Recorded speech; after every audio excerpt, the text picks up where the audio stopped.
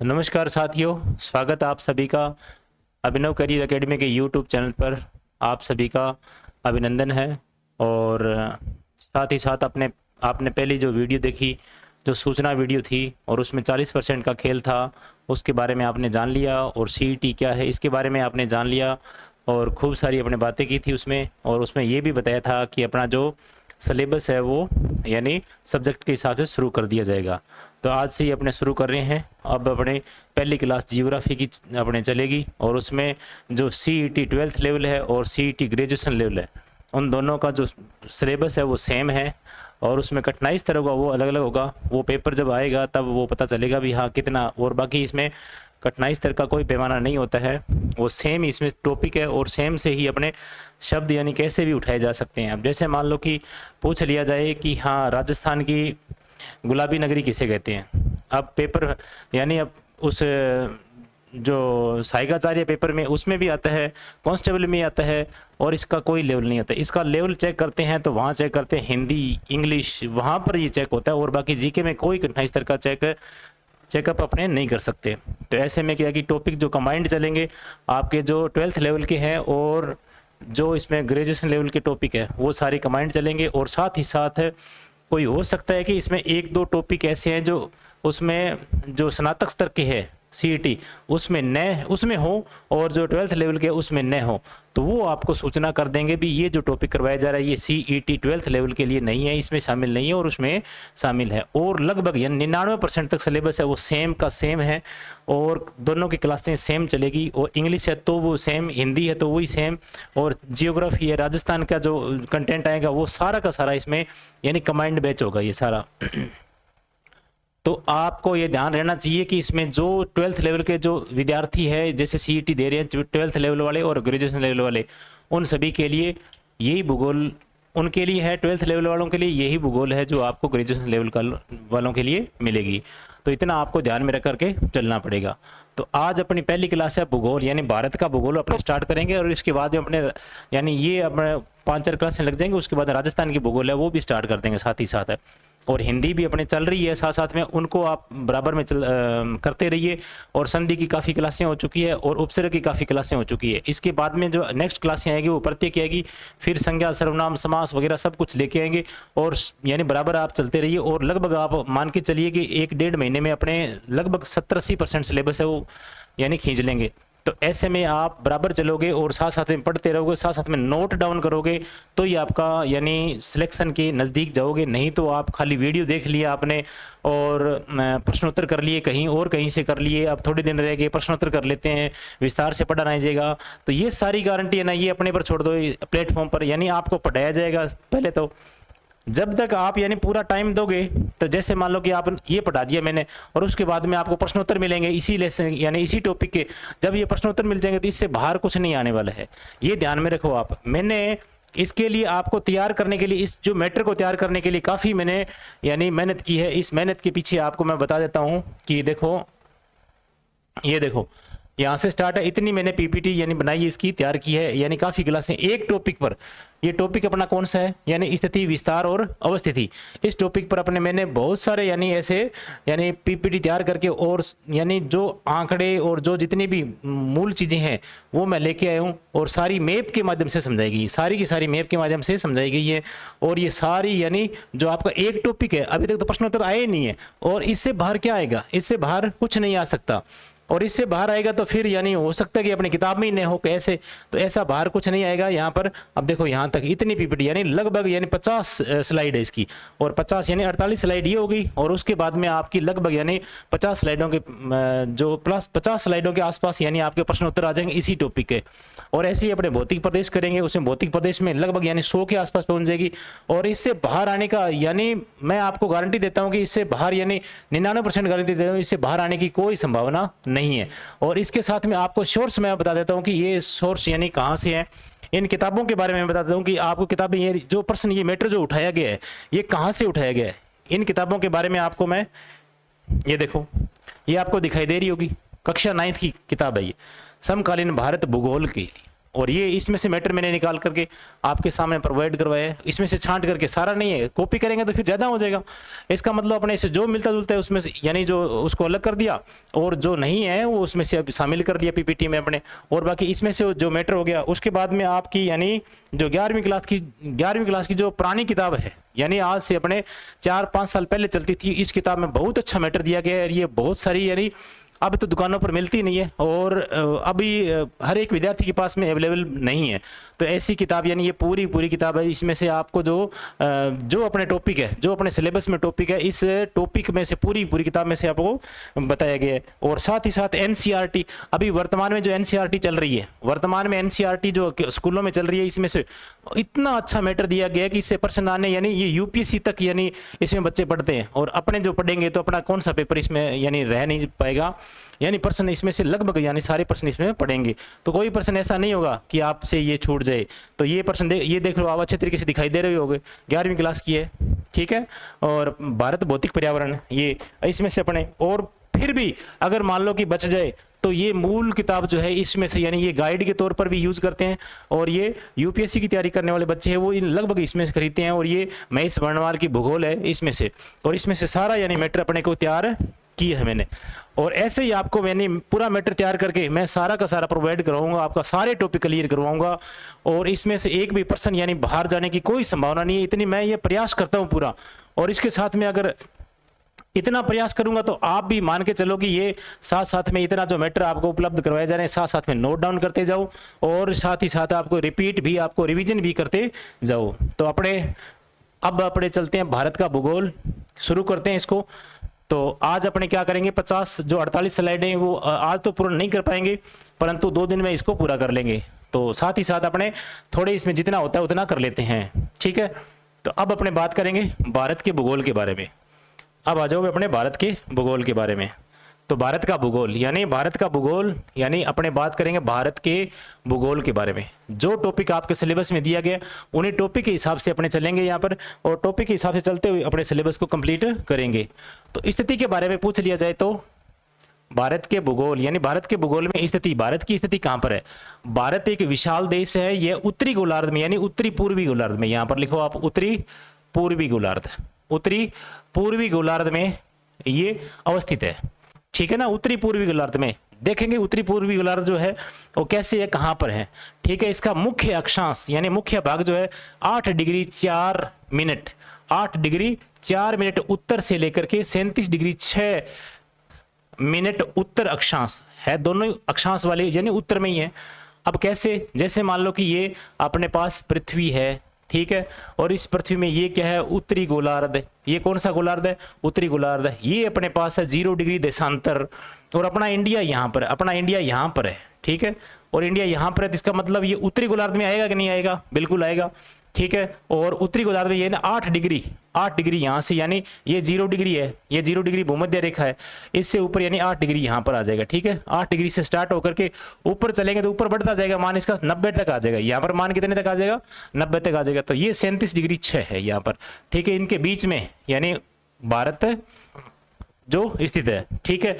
ये तो आगे अक्षांश की, ये जो पड़ी रेखाएं हैं वो सारी की सारी क्या होगी, अक्षांश। ये खड़ी रेखाएं जो है ये सारी की सारी क्या होगी अपने, ये होगी देशांतर रेखाएं। इन देशांतर के मध्य में कौन सा यानी भारत अवस्थित है, कैसा अवस्थित है, ये 2 देशांतरों के बीच में देखो आप।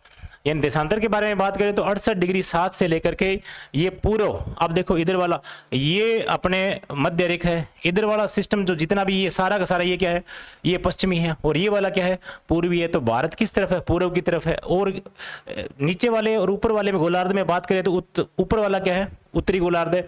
तो उत्तरी पूर्वी गोलार्ध कौन से में आ जाएगा, उत्तरी पूर्वी गोलार्ध में स्थित है ये। और अक्षांश की बात कर ली 8 डिग्री 4 से 37 डिग्री 6 उत्तर अक्षांश।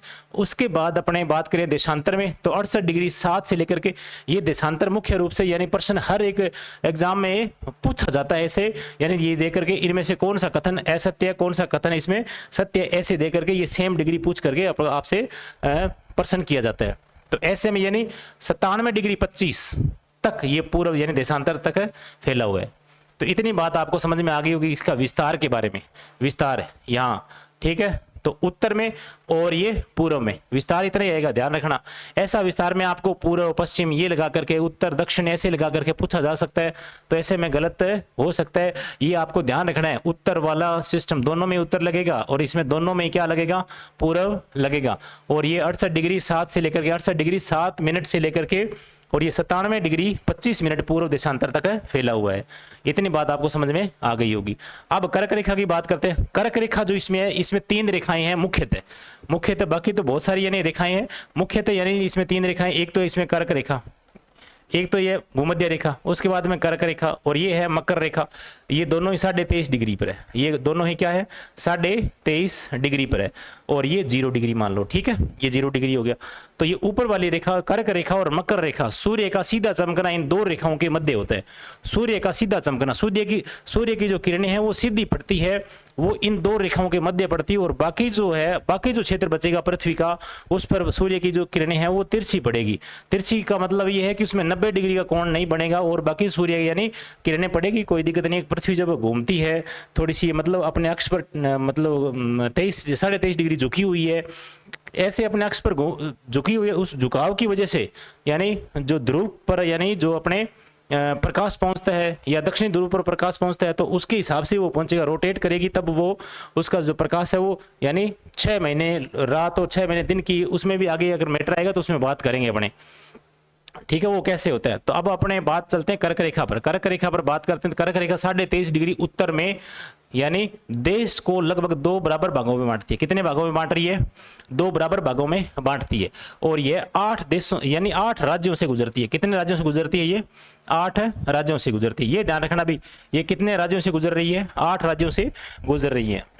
कौन कौन से राज्य हैं इनके बारे में बात करें भी, कौन कौन से राज्यों से गुजर रही है। भारत के यानी 28 राज्य, 8 केंद्र शासित प्रदेश है।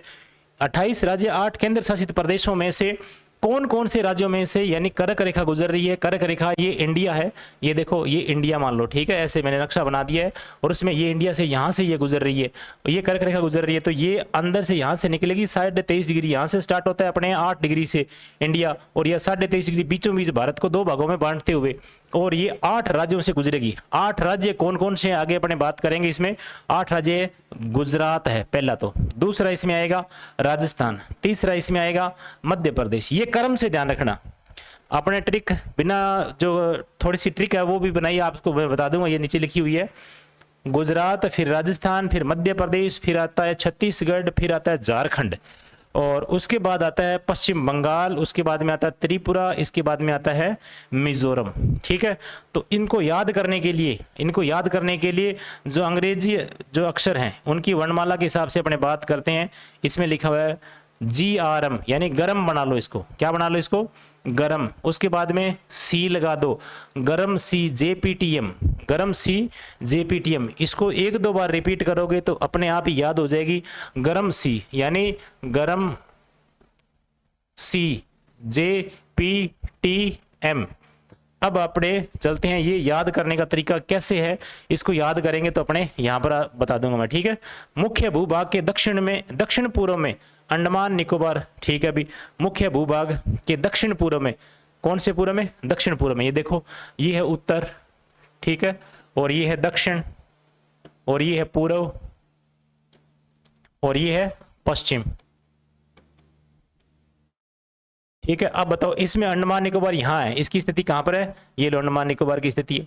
तो बताइए ये कौन सी है, पूर्व और दक्षिण है कि नहीं है, इस रेखा के बीच में है कि नहीं है दोनों के, तो इस दिशा में है। इस दिशा में होने की वजह से यहाँ पर लिखा हुआ है कि मुख्य भूभाग के दक्षिण पूर्व में अंडमान निकोबार द्वीप समूह है, छोटे छोटे द्वीप है, और वो बंगाल की खाड़ी में है। कौन सी खाड़ी में है, बंगाल की खाड़ी में, ठीक है।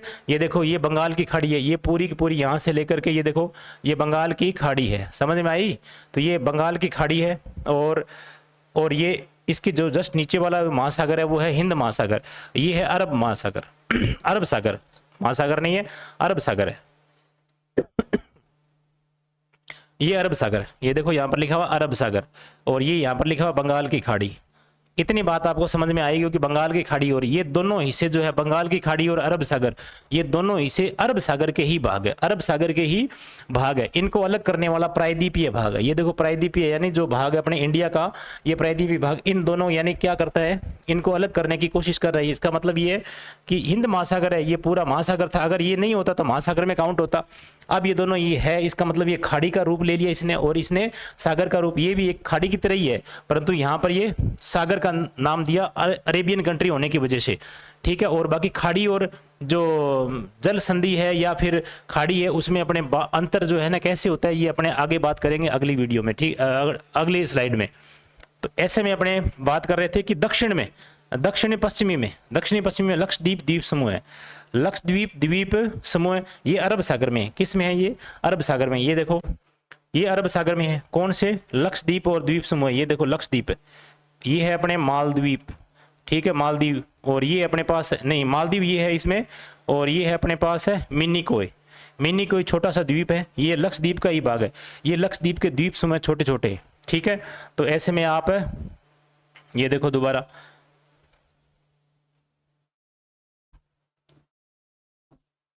ये अपने पास लक्षद्वीप समूह है और ये है मिनिकोय, और ये अपने पास है क्या? मालदीव देश है अपना, ठीक है, अपना पड़ोसी देश है ये। जैसे श्रीलंका है वैसे ही मालदीव है जो पड़ोसी देश है अपने पास में। ये देखो समुद्री में द्वीपों यानी समुद्री से घिरा हुआ है चारों तरफ। और ये अंडमान निकोबार द्वीप समूह है, ये अपने देश की है। ये अपने किसकी है? ये देश की है। यहाँ देखो ये छोटी सी कॉर्नर आपको नजर आ रही होगी, ये इंडोनेशिया है। इंडोनेशिया ये कौन सा है? इंडोनेशिया। तो इंडोनेशिया के जस्ट यानी ये देखो ये म्यांमार है, म्यांमार से ये पहाड़ी है एक तरीके की, ऐसे ये जुड़ी हुई है। तो इसका छोटा सा यानी कुछ क्षेत्र यहाँ पर दिखाई दे रहा है और कुछ क्षेत्र यहाँ से डूबा हुआ है, ऐसे में नजर आ रहे होंगे। तो ऐसे में अपने बात कर रहे हैं कि इसमें मुख्य भूभाग यानी दक्षिण पूर्व में अंडमान निकोबार द्वीप समूह बंगाल की खाड़ी में है, और इसके बाद दक्षिणी पश्चिमी में लक्षद्वीप समूह और अरब सागर में है, ठीक है। और कर्क रेखा को याद करने के लिए आप देखो कर्क रेखा, इसमें कर्क रेखा, यहाँ देखो आप इसको एक बार इरेज कर देता हूं मैं। ये देखो कर्क रेखा यहां से जा रही है, ये देखो कर्क रेखा, ये कर्क रेखा है, ये 8 राज्यों से गुजरती है। अपने इंडिया के कितने राज्यों से गुजर रही है? 8 राज्यों से गुजर रही है कर्क रेखा। पहला कौन सा आ गया इसमें? गुजरात, ठीक है, पहले इसमें आ गया गुजरात। दूसरा इसमें क्या आ गया? मध्य प्रदेश, ये लो मध्य प्रदेश।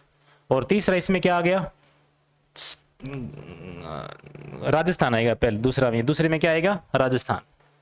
तो दूसरे में क्या आएगा? ये देखो ऊपर राजस्थान का टच हो रहा है, बांसवाड़ा, इसका डूंगरपुर बांसवाड़ा के मध्य से होकर गुजरती है, बांसवाड़ा से गुजरती है ये। तो ये आ जाएगा इसमें राजस्थान। उसके बाद में आ जाएगा मध्य प्रदेश, उसके बाद में आ जाएगा छत्तीसगढ़, उसके बाद में आ जाएगा यानी झारखंड, उसके बाद में आ जाएगा पश्चिम बंगाल, उसके बाद में ये देखो पश्चिम बंगाल आ रहा है, ये देखो। और उसके बाद में आ जाएगा त्रिपुरा। आगे बांग्लादेश आ रहा है, वो अपने काउंट नहीं करेंगे, उसमें त्रिपुरा आ जाएगा, ये देखो त्रिपुरा। उसके बाद में आ जाएगा मिजोरम, उसके बाद में क्या आएगा? मिजोरम। ये क्रम से है, अगर ये याद रखोगे तो आपको बिल्कुल क्रम नजर आएगा। इसमें क्या आएगा? क्रम नजर आएगा। ऐसे में क्रम टूटेगा नहीं। अगर मान लो आपने कोई और ट्रिक से याद कर लिया तो इसमें हो सकता है क्रम टूट जाए। क्रम टूटेगा तो हो सकता है कि इसमें जो त्रिपुरा है उसको मिजोरम इधर कर देंगे, या फिर अपने झारखंड को छत्तीसगढ़ से इधर उधर कर सकते हैं। तो ऐसे में यानी आपका प्रश्न यही बनेगा। आपको पता है, यानी हमने पढ़ा था 8 राज्यों से गुजरती है, बिल्कुल पढ़ा था आपने, बस क्रम को रट्टा नहीं लगाया था। क्रम को रट्टा नहीं यानी क्रम वाइज अपने कौन कौन से राज्य आएंगे ये अपने रट्टा नहीं लगाया। यानी जैसे मान लो कि पश्चिम से पूर्व अपने बताना है तो इसका क्रम पूछ सकते हैं। ये ऐसा प्रश्न बिल्कुल यानी बना हुआ ये प्रश्न, ऐसा क्रम पूछेंगे तो ये फिर आपको दिक्कत आ जाएगी। तो आप ये ट्रिक याद रखो, गरम सी JPTM ऐसे याद रखोगे। 2-3 बार आप बोलोगे, 2-4 बार रिपीट करोगे, इतने में आपको याद हो जाएगा। 1-2 बार आप लिख करके देखो, लिख या देखोगे तो इसमें याद हो जाएंगे। और ये कर्क रेखा भारत के 8 राज्यों से गुजरती हुई यानी गरम सी JPTM आपको बनाती है। अब एक और है भी इसमें ट्रिक, ये देखो मित्र पर गमछा झार, मित्र पर गमछा झार, ये गरम सी JPTM, ठीक है। अब इन दोनों में से यानी मित्र का मतलब यहाँ पर मिजोरम, त्रय का मतलब त्रिपुरा, यहां से स्टार्ट हो रही है मिजोरम त्रिपुरा। उसके बाद में क्या है? पश्चिम बंगाल। उसके बाद में क्या है? राजस्थान, ठीक है। और उसके बाद में क्या है? गुजरात। उसके बाद में मध्य प्रदेश, ये है झारखंड, अपने छत्तीसगढ़, ये है झारखंड। ये पूरा यानी झार का मतलब झारखंड है, ठीक है। तो ऐसे में ये 8 राज्य हो जाएंगे। इनका क्रम नहीं है बिल्कुल, यानी आपको इजी लग रहा होगा, ये ट्रिक जो है ना इजी लग रही है और कोई दिक्कत नहीं है इसमें। जो ट्रिक में आप ये भी याद कर सकते हो और वो याद करो तो सबसे बेस्ट है, कभी नहीं भूलोगे। और मैंने याद की ना एक बार, ये मेरी खुद की बनाई हुई है और मैंने याद की, उसके बाद में जिंदगी भर में 2 बार प्रश्न मेरे सामने आ गए और कभी भी मैंने गलत नहीं होने दिया इस प्रश्न को। और मित्र पर गमछा झार, ये याद करें तो ठीक अच्छी बात है, परंतु इसका क्रम टूटा हुआ है, वैसे याद करने में कोई दिक्कत नहीं है। ठीक है, बहुत सारे विद्यार्थियों के पास में ऐसी ट्रिक्स मिलती है। तो ये थोड़ी सी अपने बात कर ली कर्क रेखा के बारे में। आगे चलते हैं, इसमें खाड़ी और जल संधि में अंतर क्या है। तो खाड़ी, खाड़ी का मतलब होता है खाड़ी, खाड़ी का मतलब ये होता है कि वह जल राशि, वह जल राशि वह जल राशि जो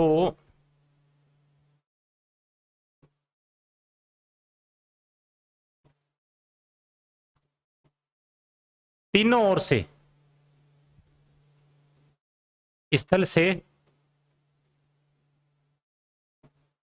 गिरी हो।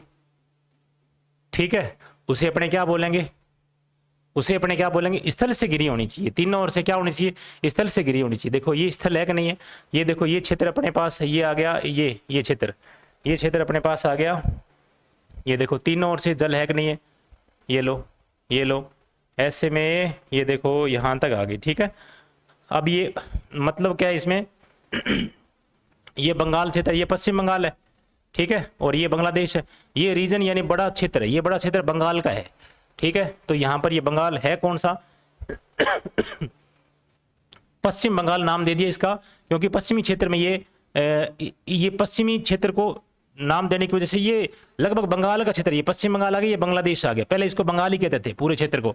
इसलिए ये जो रीजन यानी जो ये बहुत बड़ा क्षेत्र होने की वजह से इसमें जो जल क्षेत्र है वो टच कर रहा है, इसे अपने बोल दिया उन्होंने, नाम दे दिया बंगाल की खाड़ी। कौन सी, यानी बंगाल, बंगाल नाम दे दिया। उसके बाद में तीनों ओर क्षेत्र घिरा हुआ है स्थल से, तो खाड़ी किसकी बता दी, बंगाल की खाड़ी, बंगाल की खाड़ी।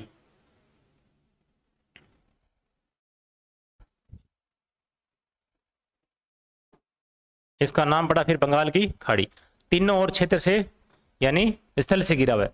तो वह जल राशि, जल राशि तो है, ठीक है, बिल्कुल दिख रही है, और तीनों ओर से, उत्तर से यानी पूर्व से और पश्चिम से, इधर नहीं है, दक्षिण से नहीं है, तो इस क्षेत्र को अपने क्या बोलेंगे, इसको खाड़ी बोलेंगे। ये अरेबियन कंट्री होने की वजह से यहाँ पर इस सागर का नाम दे दिया, इस खाड़ी से बड़ा है ये क्षेत्र होने की वजह से ये सागर नाम दे दिया। और ये इसके जस्ट नीचे वाला क्षेत्र जो होगा वो क्या है, इसमें ये हिंद महासागर के नाम से है, और वो भी अपनी इंडिया के नाम से पड़ा, हिंदुस्तान यानी इंडिया के नाम से इस महासागर का नाम, यानी अपने लिए बहुत ही गर्व की बात है कि महासागर का नाम भी अपने देश के ऊपर है। तो ऐसे में अपने ये इसको बोलेंगे अपने खाड़ी। ठीक है, और जल संधि वह होती है जो बड़ी राशि, यानी दो बड़ी राशियां, दो बड़ी जल राशियों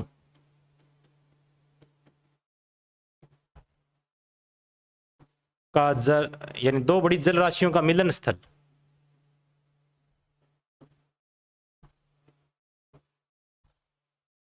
मिलन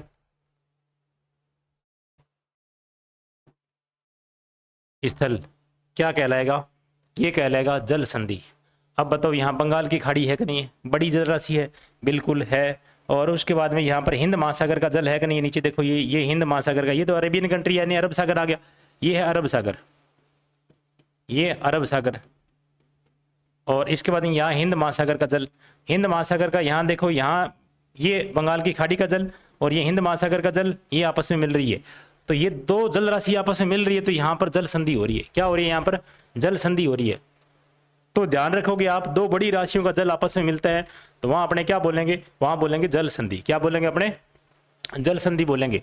और जैसे बहुत सारी अपने अपने दूसरे देश, कई अपने इंग्लैंड के पास है वहां पर भी, और बहुत सारे इंडोनेशिया के पास में ये भी जल संधि है यहाँ पर। और कोई भी दो बड़ी राशि, अलग राशि जो अलग नाम है जिसका, और वो आपस में मिल रही है, तो आप उसको क्या बोलेंगे, जल संधि बोलेंगे, इसको क्या बोलेंगे, जल संधि। और यहाँ पर पाक जल संधि है, इन दोनों, यानी ये पाक, ये क्षेत्र है यहाँ पर, ठीक है, और ये पाक, पाक पाक नाम का अंग्रेज था, उसके नाम पर ये संधि नाम पड़ा था। और पाक यानी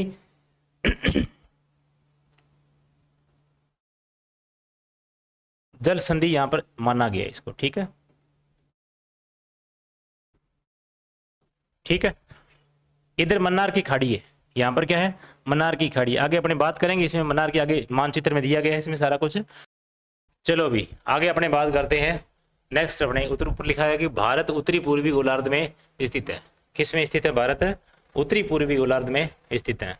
तो उत्तरी पूर्वी गोलार्ध में बात करें तो ये आता है उत्तरी और पूर्वी, ये पहले अपने बात कर चुके हैं, उत्तरी पूर्वी गोलार्ध में स्थित है। अगर पृथ्वी की मानचित्र में देखें तो पृथ्वी के मानचित्र में अपने, ये पृथ्वी का मानचित्र है मान लो, ठीक है, उसमें ये 0 डिग्री अक्षांश रेखा है, और ये मान लो कि आप यहाँ से 0 डिग्री देशांतर रेखा है।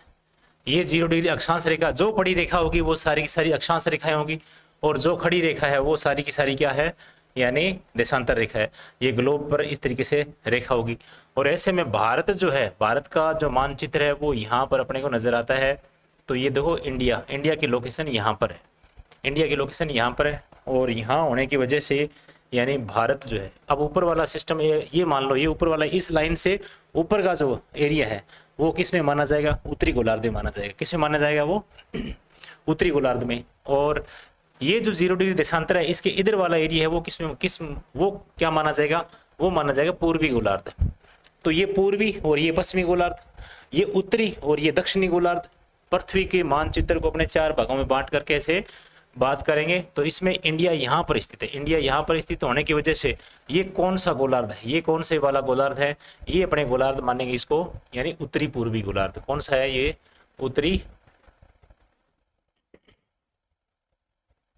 उत्तरी पूर्वी गोलार्ध।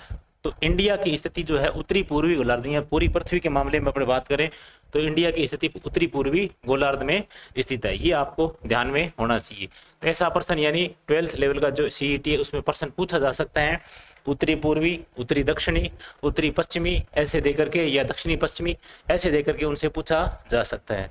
तो आगे चलते हैं अपने आगे।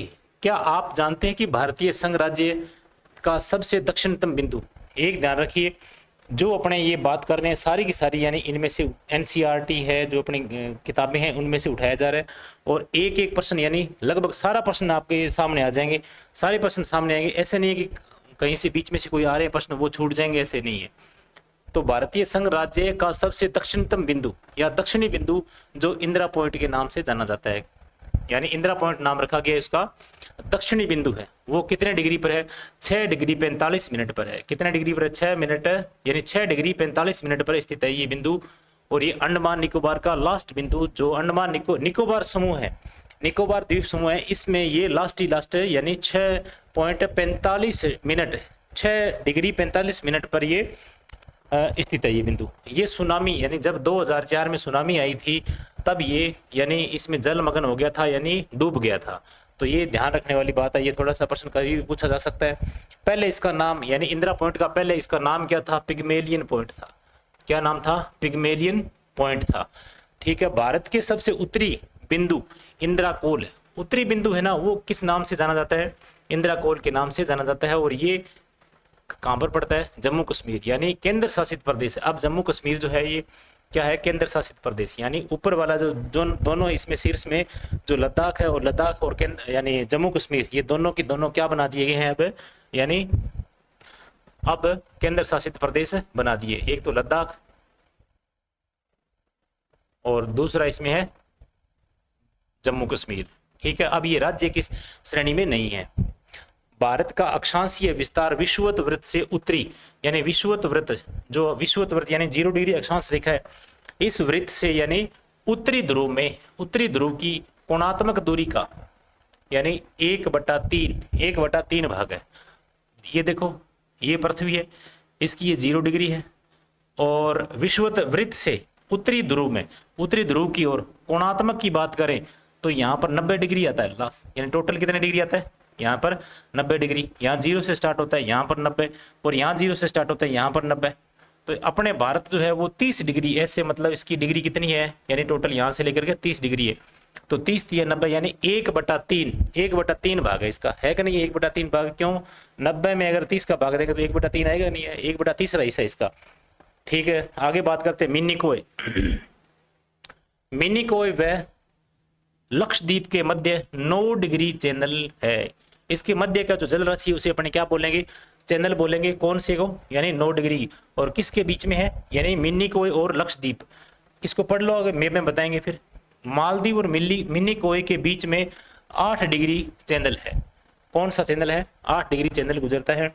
और आगे अपने बात करते हैं, जैसे ये देखो, ये अपने पास लक्षद्वीप, ठीक है, और ये अपने पास मिनिकोय, ठीक है, और ये अपने पास है मालदीव। अब इसके मध्य जो है, ये इसके मध्य ये चैनल है, ये यानी जल राशि आपस में, दो जल राशि आपस में मिल रही है या आर पार हो रही है, दोनों तरफ स्थल है, तो इनके बीच वाले जो संकरा जो क्षेत्र होगा, तो इसे अपने क्या बोलेंगे, इस संकरी जल राशि को अपने क्या बोलेंगे, चैनल बोलेंगे। क्या बोलेंगे, चैनल बोलेंगे। तो ये चैनल जो है ये किस नाम से जाना जा रहा है, ये 8 डिग्री चैनल के नाम से। किस डिग्री के नाम से है, 8 डिग्री चैनल के नाम से, ठीक है। अब 0 से यहां से 0 के बाद में ऊपर चलते जाएंगे, वैसे वैसे डिग्री का मान बढ़ता जाएगा। ये 8 आ गया, और 8 के बाद में ये कौन सा आएगा, ये चैनल देखो। अब ये चैनल जो है ये किस नाम से है, ये 9 डिग्री के नाम से है। किस नाम से, ये 9 डिग्री चैनल है, 9 डिग्री चैनल। अब 9 डिग्री है वो किसके मध्य है, यानी लक्ष्य, ये देखो ऊपर वाला लक्ष्य है लक्षद्वीप, और ये क्या है, मिनिकोय। तो लक्ष्य यानी ये लक्ष्य, समझ में आया। और मिनिकोय नीचे है, इसमें देखो 9 डिग्री किसके बीच में, यानी मिनिकोय, तो लक्ष्मी लगा दो। ये लो लक्ष्मी, लक्ष्मी का मतलब क्या है, लक्ष्मी का मतलब 9 डिग्री है। लक्ष्मी का मतलब क्या है, 9 डिग्री, याद रखने के लिए यहाँ पर, ठीक है। ये लक्ष्मी का मतलब 9 डिग्री, ये याद रख सकते हैं अपने। 8 डिग्री, 8 डिग्री का मतलब जैसे यहाँ पर मालदीव है और यहाँ पर क्या है, मिनिकोय है, इन दोनों के बीच में है। इसको याद करने के लिए ये ट्रिक है, यानी माल द्वीप से माल लगा दो और मिनिकोय से मतलब मी लगा दो, तो ये क्या बन जाएगा, मामी बन जाएगा। तो मामी, मामी का मतलब क्या है इसमें, मामी का मतलब 8 डिग्री, ये याद रखोगे आप। लक्ष्मी का मतलब 9 डिग्री, ठीक है। 9 डिग्री चैनल को पूछ लिया जाए तो अपने लक्ष्मी याद रखेंगे, और अगर मामी से यानी 8 डिग्री चैनल के बारे में पूछ लिया जाए तो मामी याद आने चाहिए, यानी लक्ष्मी 9 और मामी 8।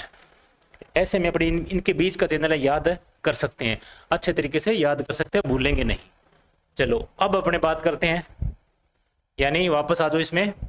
लिटिल अंडमान और कार निकोबार, लिटिल अंडमान और कार निकोबार के बीच में 10 डिग्री का चैनल है। किसके मध्य है, 10 डिग्री का चैनल है।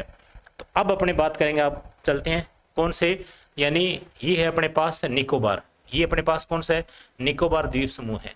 और ये अपने पास क्या है, ये अपने पास है अंडमान, अंडमान निकोबार, यानी अंडमान और ये निकोबार, ठीक है। तो इनके मध्य जो चैनल होगा, इनके मध्य जो चैनल है वो कितना डिग्री का है, इनके मध्य चैनल है वो है अपने पास है 10 डिग्री का। कितने डिग्री का है, 10 डिग्री का चैनल है। तो ये 10 डिग्री का चैनल, इसे अपने बोलेंगे 10 डिग्री चैनल। तो इतनी बात आपको ध्यान में रखनी है। ये अंडमान है। अब अंडमान का भी अपने आगे विस्तार से अध्ययन करेंगे अगली स्लाइड में। यानी जैसे मान लो कि अब ये है अंडमान और ये है अपने पास निकोबार और ये है अपने पास है इंडोनेशिया। ये अपने पास क्या है, इंडोनेशिया का, यानी वो भी नजदीक है अपने पास। इंडोनेशिया का चैनल भी है, ये भी अपने पास है, नजदीक है। इसे अपने क्या बोलेंगे, इसको यानी जो चैनल है ये चैनल है, इसे बोलते हैं ग्रेट चैनल। कौन सा बोलते हैं इसको, ग्रेट चैनल बोलते हैं। और ये किसके मध्य है, ये इंडोनेशिया और निकोबार, इंडोनेशिया इंडिया के बीच में बोलते हैं, या फिर निकोबार या इंडोनेशिया के बीच में बोलते हैं, तो ग्रेट चैनल है। ये कौन सा चैनल है, ग्रेट चैनल। तो ग्रेट चैनल के नाम से ये माना जाता है। इतनी बात आपके समझ में आ गई होगी। अब अपने बात करते हैं लिटिल अंडमान। कौन सा, लिटिल अंडमान, सॉरी, हाँ सही है बिल्कुल, यहाँ अपने बात कर रहे थे, ये है लिटिल अंडमान, ये है यहाँ पर, ये लिटिल अंडमान है, ठीक है। और ये अपने पास दक्षिणी अंडमान, और ये अपने पास मध्य अंडमान, और ये अपने पास है उत्तरी अंडमान। चलो आगे चित्र में देखते हैं, यानी मानचित्र में आगे विशेषता मानचित्र दे रखा है, इसमें देखते हैं अपने अंडमान निकोबार द्वीप समूह। इसके बारे में अपने बात करते हैं। ये देखो अंडमान निकोबार को अपने जूम करके दिखाया गया। इसमें इतना क्षेत्र जो है, ये इतना क्षेत्र, ये अपने पास जो है इतना, ये क्षेत्र जो है ये क्षेत्र उत्तरी अंडमान के नाम से, किसके नाम से, ये उत्तरी अंडमान के नाम से जाना जाता है, ठीक है। और ये जो मध्य वाला क्षेत्र है, ये क्षेत्र माना जाएगा किसके नाम से, ये मध्य वाला क्षेत्र नाम से जाना जाएगा, ये मध्य अंडमान, ठीक है, किसके नाम से? ये मध्य अंडमान के नाम से। ये जो क्षेत्र है ये किसके नाम से जाना जाएगा? ये अपने नाम से जाना जाएगा दक्षिणी अंडमान के नाम से। किसके नाम से? दक्षिणी अंडमान के नाम से। तो बताइए 3 क्षेत्र हो गए कि नहीं हो गए? इसके द्वीप समूह यानी 3 हो गए कि नहीं हो गए इसके? ये लो, अब ये पोर्ट ब्लेयर है ना, ये यहाँ पर है, ये यहाँ पर है, ये यहाँ पर पोर्ट ब्लेयर राजधानी है। किसकी? अंडमान की राजधानी है पोर्ट ब्लेयर। ये देखो राजधानी यहाँ पर है, स्थित है, ठीक है। उसके बाद में नील द्वीप है, ये छोटे छोटे द्वीप है यहाँ पर, ठीक है।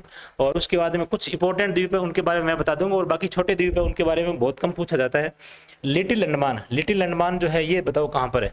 लिटिल अंडमान की बात करें, ये देखो ग्रेट निकोबार है, ये वाला क्षेत्र आपको दिखाई दे रहा होगा, ये देखो ग्रेट निकोबार है, आपको दिखाई दे रहा होगा, बिल्कुल यहाँ पर आपको दिखाई दे रहा है, ये ग्रेट निकोबार। और ये जो है ये लिटिल अंडमान है। ये कौन सा है?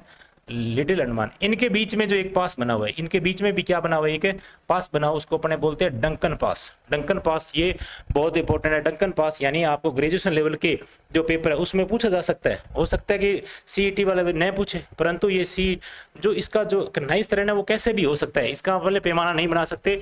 तो दोनों के लिए याद रखना है अपने को, ये छांट नहीं सकते इसमें से कौन सा प्रश्न किस में आएगा। पोर्ट ब्लेयर राजधानी यहाँ पर है, और ये डंकन पास है, बहुत इंपॉर्टेंट है, कई बार प्रश्न आया हुआ है। और इसी के साथ अपने बात करते हैं, यहाँ पर महात्मा गांधी समुद्री राष्ट्रीय उद्यान भी बना हुआ है। यहाँ पर बना हुआ है, ये देखो यहाँ पर बना महात्मा गांधी समुद्री राष्ट्रीय उद्यान, और भारत का दक्षिणतम राष्ट्रीय उद्यान है। ये बहुत ही इंपॉर्टेंट प्रश्न है, ये भारत का दक्षिणतम राष्ट्रीय उद्यान ये अपने पास है। इंपॉर्टेंट सूचना ये यहाँ पर है, ध्यान रखना, ठीक है। और ये कहाँ कौन से में? ये अपने पास है दक्षिणी अंडमान में। किस में शामिल है? ये दक्षिणी अंडमान में शामिल है। तो इतनी बातें अपने अंडमान और निकोबार के बाद में कर ली, ठीक है। इसी के साथ अपने बात करते हैं इसमें कि कोको द्वीप, देखो ऊपर वाले यानी जो बर्मा यहाँ पर क्षेत्र जो है ये बर्मा का है, ये द्वीप है, छोटे छोटे द्वीप है, ये किसके अंडर में? ये बर्मा के द्वीप में, ठीक है। बर्मा जो देश है उसके अंडर में है, और ये द्वीप है जो अपने अंडमान के अंडर में है, सारा सारा यानी उत्तरी अंडमान के अंडर में आ जाएगा। अब बताओ इनके बीच में ये जो द्वीप है, छोटा सा द्वीप ये वाला, ठीक है, ये वाला द्वीप और ये वाला लैंडफॉल द्वीप, ये वाले द्वीप है, ये किसके अंडर में है? ये बीच में एक पास बना हुआ है, ये क्या बना हुआ है? ये पास या चैनल कह सकते हैं इसको, ये पास बना हुआ है, ये तो है इंडिया के अंडर में, और ये वाला है जो ये है अपने बर्मा के अंडर में या म्यांमार के अंडर में। तो ऐसे में अपने यहाँ पर इसका नाम क्या है जो अपने पास में पड़ता है? इसका नाम है कोको द्वीप, कोको चैनल। इसी नाम यानी इस चैनल का नाम क्या है? Coco Chanel. और यहाँ पर द्वीप, इस कोको द्वीप होने की वजह से यहाँ पर इसका चैनल का नाम भी क्या रख दिया? कोको द्वीप रख दिया। तो इतनी बात आपको समझ में आ गई होगी। इसके साथ में अपने इंडिया का जो अपने द्वीप है वो है लैंडफॉल द्वीप। कौन सा है द्वीप? यानी लैंडफॉल द्वीप। एक स्मिथ जो द्वीप है ये वो भी यहाँ पर है, रोस द्वीप वो भी यहाँ पर है, ये देखो इसके पास में। और एक नारकोंडम द्वीप है, ये थोड़ा सा बड़ा ये द्वीप है, ये भी इंडिया का है, ठीक है। और इसके बाद निष्क्रिय ज्वालामुखी है, ये यहाँ पर ज्वालामुखी, इस नारकोंडम पर भी एक ज्वालामुखी है। और बेरन द्वीप ये पर यहाँ पर भी क्या है? एक ज्वालामुखी है। ज्वालामुखी यहाँ पर ये ज्वालामुखी द्वीप बोला जाता है। यहाँ पर कोई यानी जो मानवीय जो निवास है वो नहीं है, यहाँ पर भी मानवीय निवास नहीं है। ये निष्क्रिय ज्वालामुखी वाला द्वीप है, और ये सक्रिय ज्वालामुखी वाला है। दक्षिणी एशिया का सबसे एकमात्र सक्रिय ज्वालामुखी है, दक्षिणी एशिया का। पूरी एशिया में अगर बात करें तो पूरी एशिया में, दक्षिणी एशिया में, पूरी एशिया में अगर बात करें या फिर पूरी एशिया में से जो पूरी की पूरी दक्षिणी एशिया, उस पूरी दक्षिणी एशिया में से एकमात्र सक्रिय ज्वालामुखी है वो अपने पास है बेरन द्वीप पर। कौन से पे? बेरन द्वीप। वो सक्रिय रहता है हमेशा। सक्रिय का मतलब ये होता है कि उसमें से जो अवसाद वगैरह है वो पृथ्वी से निकलते ही रहते हैं लगभग रोजाना। तो ऐसे में अपने उसको अपने क्या बोलेंगे? एक्टिव यानी वल्केनो बोलेंगे, ठीक है। तो एक्टिव वल्केनो यहाँ पर अपने बोलेंगे। ये किस पर है? बेरन द्वीप पर है, और इसी का नाम भी बेरन ज्वालामुखी है। बाकी इसमें हेवलॉक द्वीप है या लॉन्ग द्वीप है यहाँ पर, या बटन द्वीप है, और नारकोंडम द्वीप है, और एविस द्वीप है, ये भी इंडिया के है। पोर्ट ब्लेयर राजधानी यहाँ पर आ गई, और डंकन पास ये आ गया। अब देखो पास अपने एक डंकन पास पढ़ लिया, किसकी मध्य है ये? यानी दक्षिणी अंडमान, दक्षिणी अंडमान, ठीक है, ये दक्षिणी अंडमान। और इसके साथ में लिटिल अंडमान है, ये छोटा सा नजर आ रहा होगा आपके, यानी ये लिटिल अंडमान है। इन दोनों के मध्य डंकन पास है। और यहाँ जो दक्षिणी अंडमान है इसमें महात्मा गांधी समुद्री राष्ट्रीय उद्यान है, ये याद रखने वाली बात है। और ये 3 भागों में बांटा गया इसको, ऊपर वाले उत्तरी, फिर मध्य, फिर दक्षिणी, फिर लिटिल, ये ध्यान रखना है। लिटिल और इसके मध्य जो है ना, इनके बीच में काफी मतलब दूरी है किसके, निकोबार। इसीलिए संपूर्ण को अपने क्या बोलेंगे, अंडमान निकोबार बोलेंगे। क्या बोलेंगे इसको, अंडमान निकोबार बोलेंगे। और इसके साथ में डीआरडीओ जो मिसाइल परीक्षण करती है, डीआरडीओ द्वारा मिसाइल परीक्षण किया जाता है, वो भी यहाँ पर एक द्वीप बना हुआ है। कौन सा द्वीप बना हुआ है, यहाँ पर रटलैंड द्वीप है। कौन सा द्वीप है, रटलैंड द्वीप है। ये देखो छोटा सा नजर आ रहा है। इस द्वीप पर यानी डीआरडीओ जो है वो मिसाइल परीक्षण यहाँ से किया जाता है डीआरडीओ द्वारा, ठीक है। उसके बाद में यहाँ पर है उत्तरी सेंटिनेल द्वीप। उत्तरी सेंटिनेल द्वीप है, ये देखो उत्तरी सेंटिनेल द्वीप, ये देखो ये छोटा सा द्वीप है उत्तरी सेंटिनेल द्वीप, ठीक है। अब अपने बात करते हैं कि इसमें जो पूरी अंडमान की सबसे ऊंची चोटी का नाम क्या है। अंडमान की सबसे ऊंची चोटी का नाम है सैडल पीक। कौन से है, सैडल पीक, ये याद रखने वाली बात है। और अंडमान की सबसे ऊंची चोटी का नाम, यानी ये है अंडमान की सबसे ऊंची चोटी, तो अंडमान की सबसे ऊंची चोटी का नाम सैडल पीक। और ये 3 भागों में, उत्तरी अंडमान, मध्य अंडमान और दक्षिणी अंडमान, फिर लिटिल अंडमान और उसके बाद में ग्रेट निकोबार। इनके मध्य यानी लिटिल अंडमान और उसके बाद में जो दक्षिणी जो अंडमान है, इनके बीच में जो पास है वो डंकन पास। और ऊपर अपने बात करें तो यानी म्यांमार के एक कोको द्वीप म्यांमार का, और अपने पास है लैंडफॉल द्वीप। इन दोनों के मध्य चैनल जो है उसे अपने क्या बोलेंगे, कोको चैनल। बस इतनी सी बात आपको याद रखनी है। एक इसमें मुख्य बात यह कि बेरन द्वीप जो सक्रिय ज्वालामुखी के अंतर्गत आता है, और इसके साथ ही ऊपर एक जो ज्वालामुखी द्वीप वो है नारकोंडम द्वीप। इतनी बात आपको समझ में आ गई होगी। तो अब अपने बात आगे करते हैं। इंदिरा पॉइंट और इंडोनेशिया के बीच में ग्रेट चैनल है। देखो इंदिरा पॉइंट, ये अपने पास है इंदिरा पॉइंट, ये अपने पास इंदिरा पॉइंट ऊपर वाले में देखते हैं, ये रहा।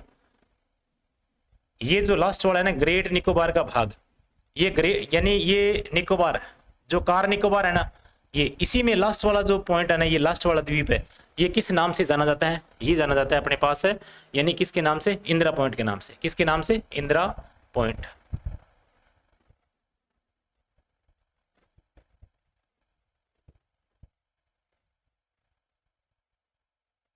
ठीक है, इंदिरा पॉइंट, ये लास्ट वाला। इनके मध्य यानी इंडोनेशिया और इंदिरा पॉइंट के मध्य ये देखो, ये जो चैनल बना हुआ है ये किस नाम से जाना गया है, ये ग्रेट निकोबार के नाम, अपने सॉरी ग्रेट चैनल के नाम से जाना गया है। ठीक है, आगे बात करें, ग्रेट चैनल के नाम से ये लो। फिर भारत का भौगोलिक क्षेत्रफल, यानी भारत का भौगोलिक क्षेत्रफल की बात करें, क्षेत्रफल की बात करते हैं तो 32,87,263 वर्ग किलोमीटर, यानी 32,87,263 वर्ग किलोमीटर है। और जो विश्व के कुल क्षेत्रफल का कितना है, विश्व के कुल क्षेत्रफल का 2.4 माना जाता है, या इसमें 2.43% लिखा हुआ है। तो क्षेत्रफल के दृष्टिकोण से अगर भारत का रूस के बाद में, यानी रूस है, कनाडा है, या फिर अमेरिका है, या फिर ब्राजील है, ऑस्ट्रेलिया के बाद यानी कनाडा, चीन और अफ्रीका, अपने अमेरिका और ब्राजील और ऑस्ट्रेलिया के बाद में कौन सा स्थान है, 7वां स्थान है। तो ये 7वां स्थान याद करने के लिए इससे पहले यानी 6 देश है, इससे पहले क्या है, 6 देश है। तो ये याद रहे या न रहे, मैं आपको एक ट्रिक बताता हूं। कौन सी ट्रिक है, जैसे मान लो कि रुक, ये याद रखना, रुक चीन, अब आ रहा है भारत, रुक चीन अब आ रहा है भारत, यानी रुक चीन अब आ रहा है भारत। रुक, रुक का मतलब, रू का मतलब रूस, ठीक है, ये लो रूस, अपने रूस आ गया रू, यानी ठीक है।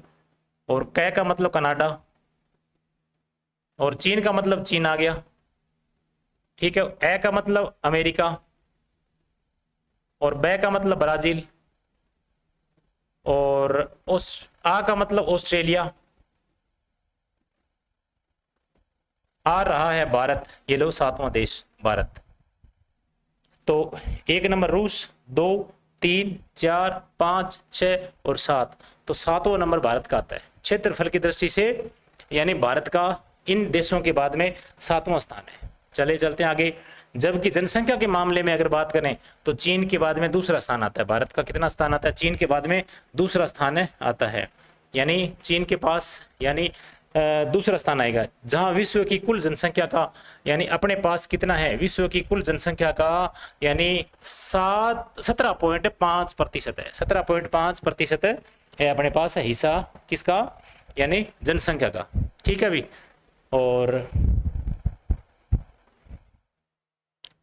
आगे बढ़े चलते हैं। ये इतने सारे प्रश्न जो है आप याद करके यानी नोट डाउन करके और इनका बार बार नोट करोगे आप, तभी याद रहेंगे आपके, नहीं तो ये फिर भूल जाओगे। फिर अपने आगे चलते हैं, आकार के बारे में बात करते हैं। भारत के भूभाग का कुल क्षेत्रफल, यानी ये फिर अपने बात यानी कुछ प्रश्न रिपीट हो सकते हैं, ध्यान रखना भी। जैसे 32,87,263 वर्ग किलोमीटर है। ठीक है। भारत का क्षेत्रफल विश्व के कुल भौगोलिक का कितना, 2.4% है। ठीक है। स्पष्ट है कि भारत विश्व का 7वां बड़ा देश है, समझ में आ गई बात। रुक चीन अब आ रहा है भारत, ये भी समझ में आ गई अपने बात। ठीक है। भारत की स्थलीय सीमा, स्थलीय सीमा रेखा लगभग कितनी है, 15,200 किलोमीटर है लंबी। ठीक है। और मुख्य भूमि की तटीय सीमा की लंबाई कितनी है, यानी 6100 किलोमीटर है। कितने किलोमीटर है, 6100 किलोमीटर है। ध्यान रखोगे भी, यानी जो स्थलीय सीमा है, स्थलीय सीमा जो है ना, ये कितनी है, 15,200। ये देखो अपने, ये स्थलीय सीमा है, भारत की स्थलीय सीमा, भारत की स्थलीय सीमा, भारत की स्थलीय सीमा। इसमें नहीं आ रहा भी, ये देखो भारत की, यहां से लेकर के, यहां से लेकर और यहां से इतना सारा लेकर के, ये क्या है, भारत की स्थलीय सीमा है। ये कितनी सीमा है, ये यहां तक, ये अपने पास कितनी है, 15,200 किलोमीटर। कितने किलोमीटर, 15,200 किलोमीटर। और यहां से लेकर के ये इतनी जो है, ये कितनी है अपने पास है, ये अपने पास है 6100 किलोमीटर। कितने किलोमीटर है, ये अपने पास है 6100 किलोमीटर। चलो आगे चलते हैं अपने, 6100 किलोमीटर यानी 6100 किलोमीटर।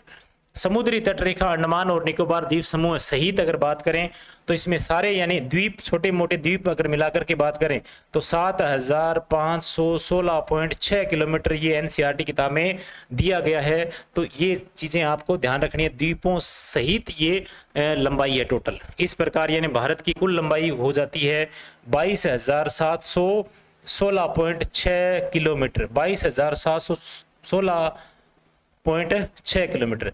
ये देखो 7,516.6 किलोमीटर ये अपने पास है टोटल, यानी तटीय और बाकी जो अंडमान निकोबार लक्षद्वीप इन सभी को मिलाकर के ये सारी है। और टोटल स्थलीय कितनी है, 15,200। अब ये केवल पूछ ली जाए ना, ये जो 6100 किलोमीटर है ये ओनली मुख्य भूमि की, तटीय भूमि है ना, मुख्य भूमि की, ये याद रखो। यहाँ पर मुख्य भूमि जो है, ये देखो ये मुख्य भूमि है, ये यहां से लेकर के अगर बात करें तो ये 6100 किलोमीटर। ठीक है। यहाँ पर अंडमान निकोबार और यहाँ पर लक्षद्वीप वगैरह ये जो द्वीप है सारे मिलाकर के और बात करें तो इसमें सारे मिलाएंगे तो ये हो जाएगी 7,516.6 किलोमीटर हो जाएगी। और ये टोटल मिलाएंगे तो टोटल ये 15,200 और 7,516.6 ये जोड़ेंगे तो ये 22,716.6 किलोमीटर आ जाएगी। चलो आगे चलते हैं। गुजरात राज्य की तटीय सीमा सबसे लंबी है। सबसे लंबी की बात करें तो गुजरात राज्य की तटीय सीमा है, क्योंकि यहां सर्वाधिक क्रीक है। सर्वाधिक यहाँ पर क्या है, क्रीक भूमि है। क्रीक का मतलब यहाँ पर खाड़ियां वगैरह और कुछ यानी जो पासेज है वो है, इनको बोलते हैं अपने क्रीक। सर क्रीक यहाँ बाण गंगा इसको पुराना नाम है, और सर क्रीक यानी सर क्रीक एक अंग्रेज था उसके नाम पर इसका जो जब भारत पाक यानी जब अलग हुआ था उसमें जो बंटवारा किया गया था इसका, यानी इस क्षेत्र का अभी भी यानी ये विवाद का क्षेत्र बना हुआ है, अभी भी विवाद का क्षेत्र बना हुआ है। तो इसलिए सर क्रीक यानी सर क्रीक नामक अंग्रेज था, उन्होंने ये डिसाइड किया था भी ये क्षेत्र किसके पास रहेगा, ये भारत के पास रहेगा। और इंडिया अपने पाकिस्तान कहते हैं कि ये क्षेत्र हमारा है, और ये यानी अब कभी कभी यानी ये क्या रहता है, विवाद की स्थिति में आ जाता है। तो सर क्रीक बाण गंगा इसका पुराना नाम है। ठीक है। और कोरी भी यही है, और क्रीव भी यही है, और खंबात की खाड़ी भी है, और कच्छ की खाड़ी है।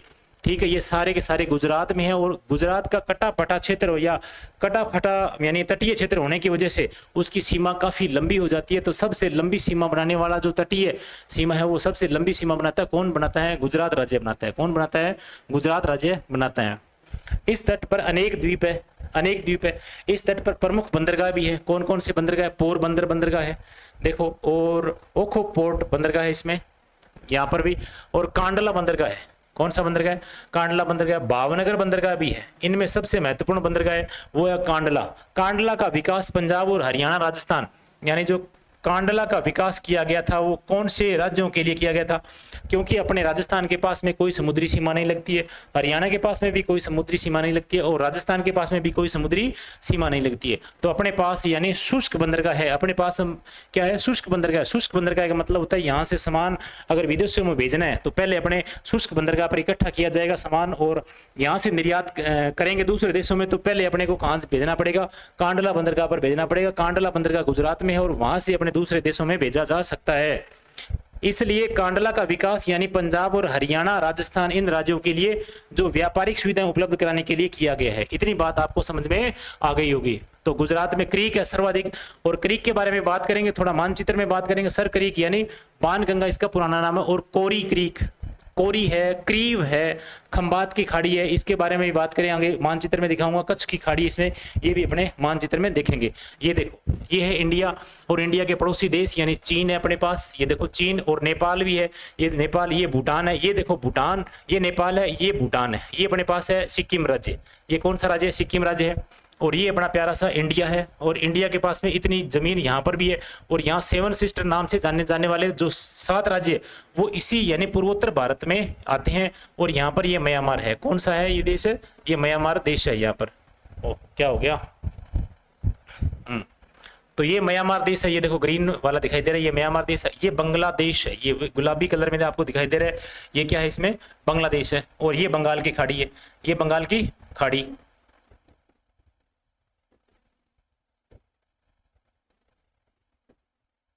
ठीक है, और इधर पाकिस्तान है, ये पाकिस्तान है, और ये अफगानिस्तान की थोड़ी सी सीमा लगती है।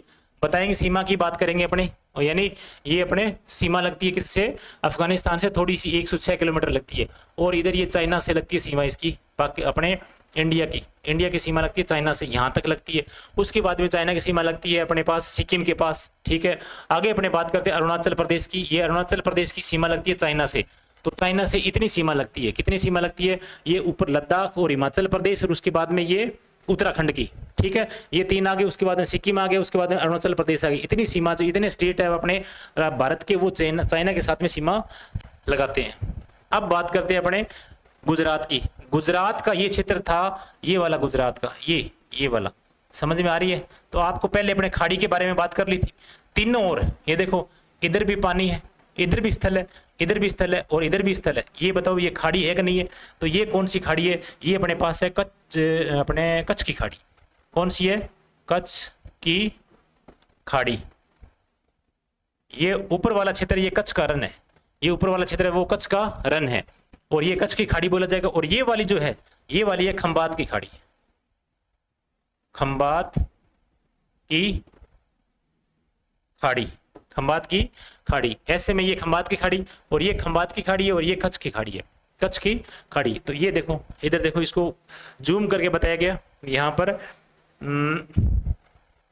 ये कोरी क्रीक, ये क्षेत्र आपका जो आएगा ये वाला आएगा कच्छ के रण वाला, ये कच्छ की खाड़ी यानी कोरी क्रीक। ये जो अंदर ये खाड़ी दिखाई दे रही है कच्छ का रण के पास में, ये कच्छ की ही खाड़ी है। यहाँ पर तो खाड़ी का रूप ले लेगा ये, क्योंकि ये तीनों और स्थल यानी इसके खाड़ी, ये आगे जो है ये पतली यानी संकरी, मतलब एक जल राशि के निर्माण करती है ना, तो इसे अपने, इसका नाम है कोरी, ये क्रीक के नाम से जानी जाएगी। ठीक है, क्रीक के नाम से इसका नाम लिया गया है।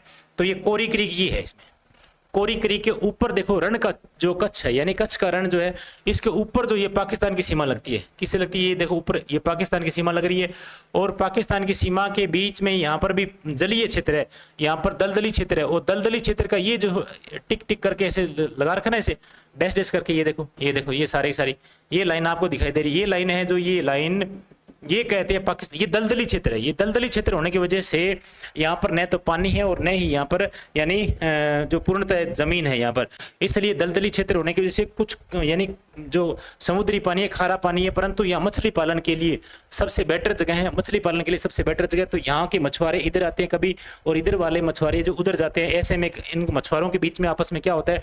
डिस्प्यूट होता है, और उसके बाद फिर 2 देशों के बीच में डिस्प्यूट होता है।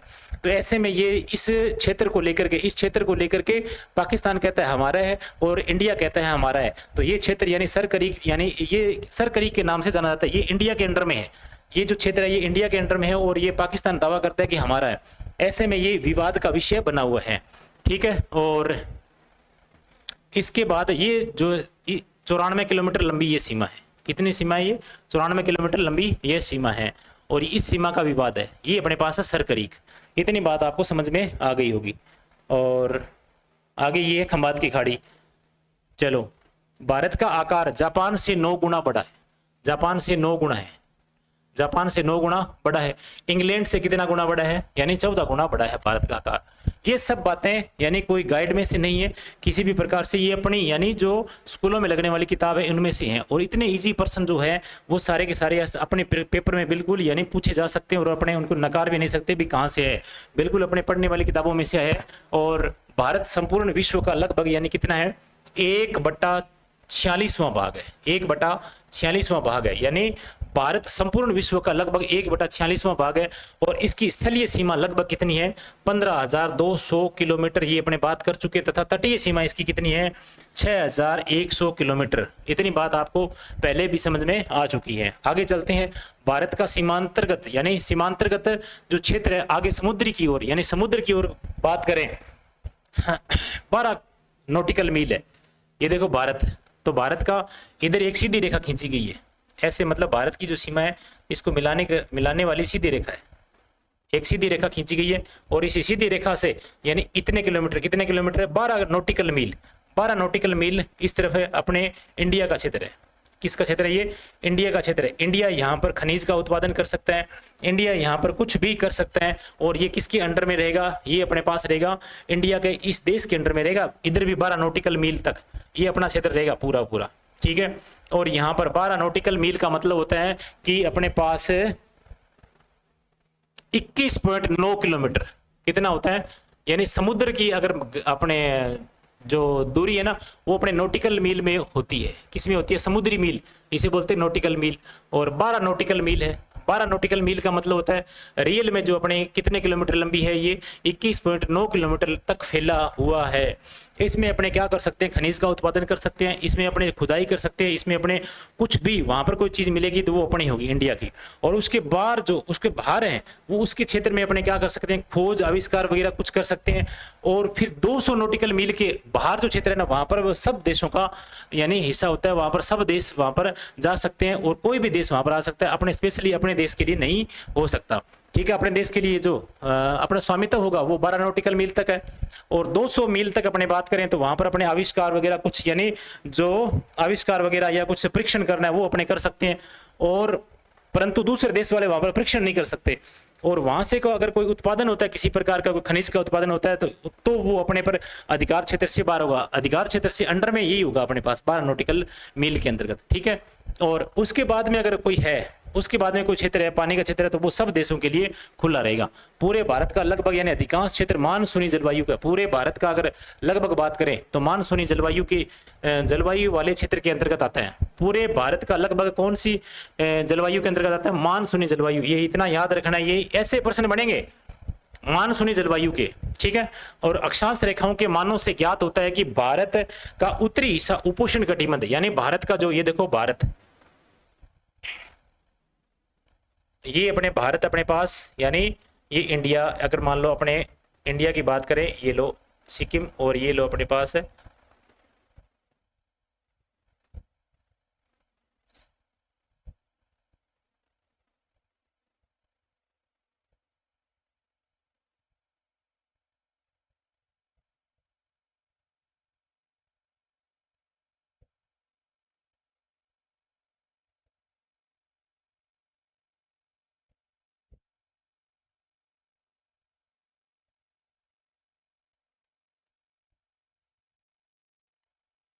इसका उत्तरी हिस्सा जो है, उत्तरी हिस्सा अपने कर सकते हैं कि हाँ देखो ये कर्क रेखा है, कर्क रेखा का जो उत्तरी हिस्सा है अपने कर्क रेखा से ऊपर मानेंगे तो ये उपोष्ण कटिबंध में आएगा। किस में आएगा? उत्तरी हिस्सा उपोष्ण कटिबंध में आएगा। और इसको बोलते हैं कोष्ण या शीतोष्ण कटिबंध। तो उपोष्ण कटिबंध बोल देंगे या फिर इसको कोष्ण शीतोष्ण कटिबंध बोल देंगे। ये नाम याद रखना, इन नाम से यानी इन्हीं नाम में अपने पर उत्तर छप में बने हुए हैं।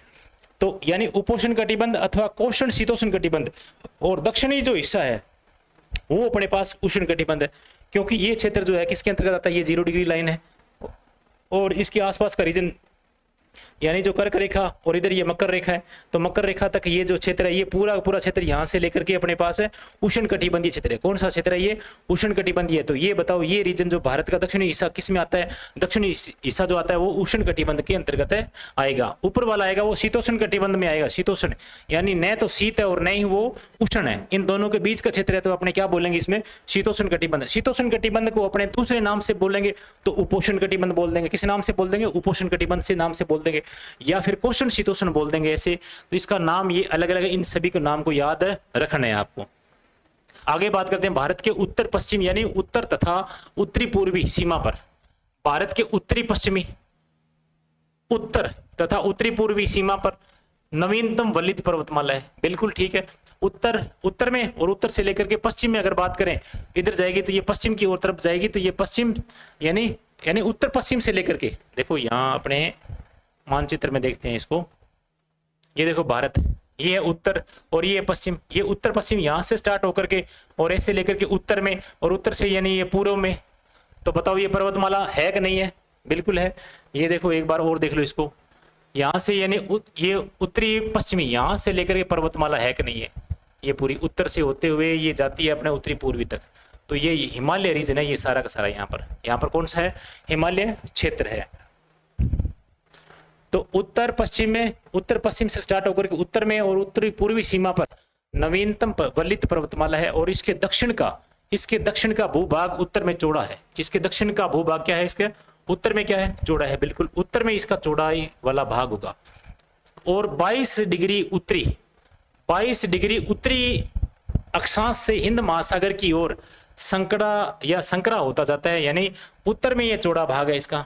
ये देखो यहाँ पर मानचित्र में इसका देखो उत्तर, ये वाला दक्षिणी भारत की बात हो रही है, ये दक्षिणी भारत की बात हो रही है। तो उत्तर में ये चौड़ाई वाला है कि नहीं है? ये देखो इसका उत्तरी भाग ये वाला है, इसका उत्तरी भाग ये वाला है। ठीक है। और यहाँ पर ये 22 डिग्री के आसपास, ये 22 डिग्री आसपास यहाँ पर क्या होता जाएगा? इसका ये क्षेत्र संकरा होता जाएगा। तो 22 डिग्री से नीचे नीचे ये क्या होता जाएगा? हिंद महासागर आते आते ये क्या हो जाएगा? संकरा हो जाएगा। तो ये बात आपको ध्यान में रखनी है। तो ये 22 डिग्री, ये बात लिखी गई है इसलिए यहाँ पर डिकोड की गई है।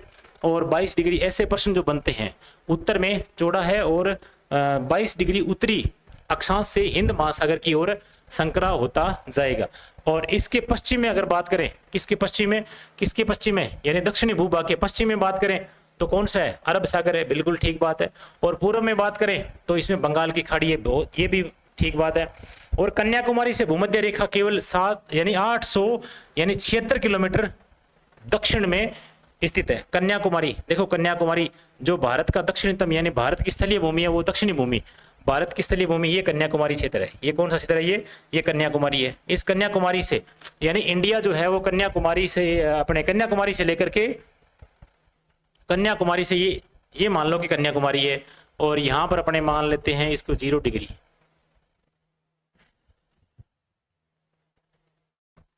पूरा क्षेत्र इसमें दिखाई नहीं दे रहा है, तो ये ऐसे बता देते हैं अपने। ठीक है। ये इंडिया का क्षेत्र है।